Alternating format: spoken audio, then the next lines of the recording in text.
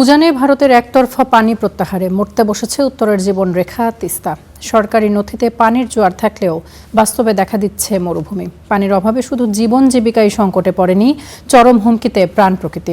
অথচ হাজার হাজার কোটি টাকা খরচ করা হচ্ছে এই তিস্তা সেচ প্রকল্পে।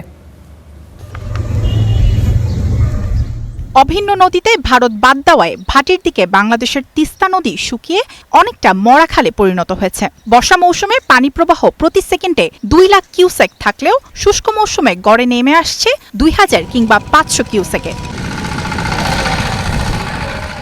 যার সরাসরি প্রভাব পড়ছে নীলফামারী, রংপুর ও দিনাজপুর নিয়ে করা দেশের বৃহত্তম সেচ প্রকল্পে। প্রতি বছর কোটি কোটি টাকা খরচ করে ক্যানেল সংস্কার করা হলেও পানি প্রবাহ নিশ্চিত না হয় বেশিরভাগ সেচ নালা কৃষকদের কোনো কাজে আসছে না। অনিশ্চয়তায় দিন কাটছে তাদের। সকলে কছে পানি আসবে, পানি যখন আসিল না তাহলে আমাদের জমিগুলোও সরকার বন্ধ করলো, আবার ইপারিংও করলো, আবার পানি আনবোটো পানি দেয় না। ওই ক্যানেলের পানি অপেক্ষায় আছে, কিন্তু পানি পাইছি না।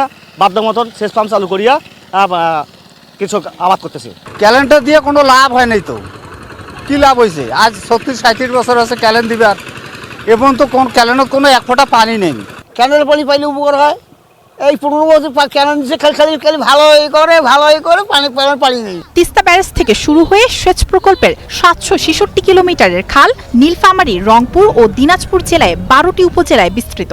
নদীতে পানির নিশ্চয়তা না থাকলেও থেমে নেই প্রায় 1,500 কোটি টাকার ব্যয় সেচ প্রকল্পের খাল সম্প্রসারণ। পানি উন্নয়ন বোর্ডের দাবি প্রকল্পের কাজ প্রায় 95% শেষ।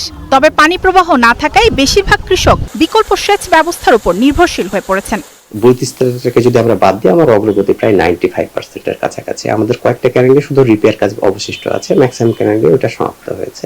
তবে মাঠের কৃষকদের অভিযোগের চেয়েও বড় হয়ে দেখা দিয়েছে খোদ কর্মকর্তাদের তথ্যের বিভ্রান্তি। নদী যেখানে শুকিয়ে কাঠ, পানি উন্নয়ন বোর্ডের সরকারি নথিতে সেখানে নাকি পানির জোয়ার। নীলফামারীর পাওবো দাবি করছে লক্ষ্যমাত্রা পূরণে প্রতি সেকেন্ডে 10,000 কিউসেক পানির প্রয়োজন এবং তা পর্যাপ্ত আছে।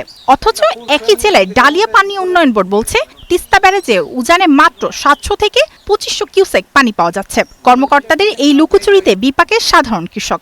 অনেক জায়গায় বলা হচ্ছে যে পানি চাহিদা দেওয়ার পরেও পানি পাওয়া যায়নি। আমাদের এরকম জানা মতে নাই। আমরা প্রতিনিয়ত এটা নিয়ে কাজ করছি। আমাদের কাছে যেসব ক্যানেলে চাহিদা দেওয়া হচ্ছে আমরা সেসব ক্যানেলে কাজ করছি। আমাদের যে নরমালি যে চাহিদা সেটা আমরা 10,000 কিউসেক সেটা আমরা কিন্তু পাচ্ছি। আমাদের পানির কোনো ঘাটতি নাই। 2423 কিউসেক, তো এভারেজ মোটামুটি 2500 কিউসেকের মতো পানি এখনো নদীতে ফ্লো হচ্ছে, আছে, প্রবাহিত হচ্ছে।